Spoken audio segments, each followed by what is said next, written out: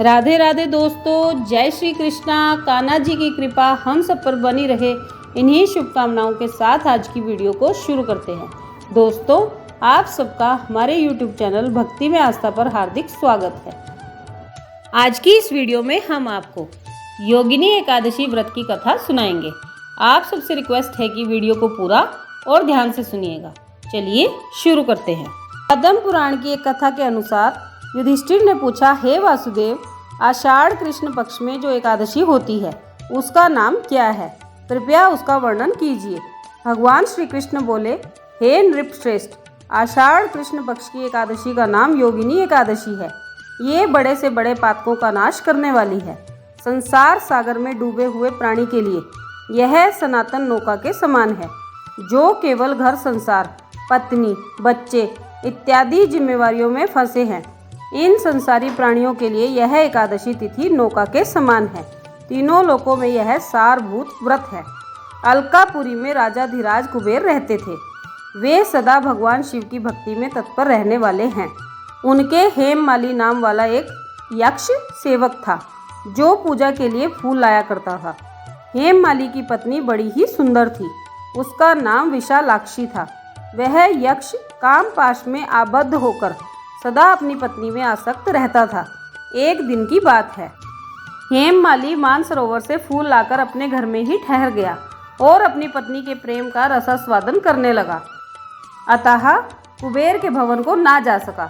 इधर कुबेर मंदिर में बैठकर शिव का पूजन कर रहे थे। उन्होंने दोपहर तक फूल आने की प्रतीक्षा की। जब पूजा का समय व्यतीत हो गया तो यक्षराज ने कुपित होकर सेवकों से पूछा, अरे यक्षों, दुरात्मा हेममाली अभी तक क्यों नहीं आया? जरा इसका पता लगाओ। यक्षों ने कहा, हे राजा, वह तो अपनी पत्नी की कामना में आसक्त होकर अपनी इच्छा के अनुसार घर में ही रमण कर रहा है। उन यक्षों के मुख से सारी बात सुनकर कुबेर को क्रोध आया और तुरंत ही उसने हेममाली को बुलवाया। देर हुई जानकर हेममाली के नेत्र भय से व्याकुल हो रहे थे। वह आकर कुबेर के सामने खड़ा हुआ। उसे देखकर कुबेर की आंखें रक्त के समान लाल हो गई। वे हेममाली से बोले, ओ पापी, ओ दुष्ट, दुराचारी, तूने भगवान की अवहेलना की है। अतः मैं तुझे श्राप देता हूँ कि तू कोढ़ से युक्त होकर, अपनी उस प्रियतमा से वियुक्त होकर, इस स्थान से भ्रष्ट होकर अन्यत्र चला जा। कुबेर के ऐसा कहने पर वह यक्ष हेममाली उस स्थान से नीचे गिर गया और पतित हो गया।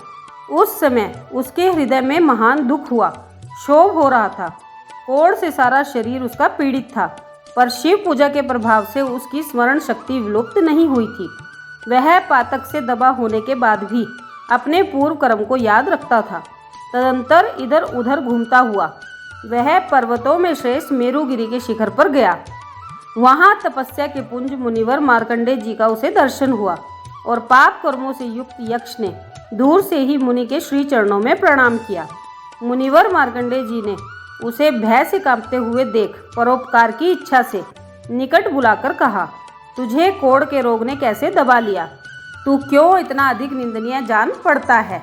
यक्ष बोला, मैं यक्षराज कुबेर का अनुचर हूँ। मेरा नाम हेममाली है। मैं प्रतिदिन मानसरोवर से फूल लाकर शिव की पूजा के लिए कुबेर को दिया करता था। एक दिन पत्नी के सहवास के सुख में फंस जाने के कारण मुझे समय का ज्ञान नहीं रहा। अतः राजा धीराज कुबेर ने कुपित होकर मुझे श्राप दे दिया है, जिससे मैं कोढ़ से आक्रांत होकर अपनी प्रियतमा से बिछुड़ गया हूँ। मुनि श्रेष्ठ, इस समय किसी शुभ कर्म के प्रभाव से मैं आपके निकट आ पहुँचा हूँ। यह जानकर मुझ अपराधी को कर्तव्य का उपदेश दीजिए। मार्कंडेय जी ने कहा, तुमने यहाँ सच्ची बात कही है, असत्य भाषण नहीं किया है, इसलिए मैं तुम्हें कल्याणप्रद उपदेश देता हूँ। इस व्रत को बताता हूँ जिससे तुम्हारा कल्याण होगा। तुम आषाढ़ पक्ष की योगिनी एकादशी का व्रत करो। इस व्रत के प्रभाव से तुम्हारा कोढ़ निश्चय ही समाप्त हो जाएगा। भगवान श्री कृष्ण कहते हैं, ऋषि के ऐसे वचन सुनकर हेममाली उनके चरणों में दंड की भांति पड़ गए। मुनि ने उसे उठाया और मुनि श्रेष्ठ मार्कंडेय जी के उपदेश से उसको बड़े हर्ष की प्राप्ति हुई। मुनि के उपदेशानुसार हेममाली ने योगिनी एकादशी का व्रत किया, जिससे उसके शरीर के कोढ़ नष्ट हो गए। मुनि के कथनानुसार उस व्रत का अनुष्ठान करने से वह पूर्ण रूप से सुखी हो गया। हे नृपश्रेष्ठ, यह योगिनी एकादशी का व्रत ऐसा बताया गया है। जो पुण्य 88,000 ब्राह्मणों को भोजन कराने से मिलता है, वही पुण्य फल योगिनी एकादशी का मात्र व्रत करने से मनुष्य को मिल जाता है। जो योगिनी एकादशी का व्रत करता है, योगिनी महापातकों का उसके नाश कर देती है और महान पुण्यों को देने वाली है। इस एकादशी की कथा महात्म पढ़ने या सुनने से मनुष्य मुक्त हो जाता है। बोलिए योगिनी एकादशी मैया की जय। तो दोस्तों, ये थी योगिनी एकादशी व्रत की कथा। आप सबने वीडियो को ध्यान से सुना, इसके लिए आपका धन्यवाद। आज की वीडियो में बस इतना ही। कल फिर मिलेंगे एक और नई वीडियो के साथ। तब तक स्वस्थ रहिए, मस्त रहिए, अपना और अपनों का ख्याल रखते रहिए और श्री हरि के श्री चरणों से जुड़े रहिए।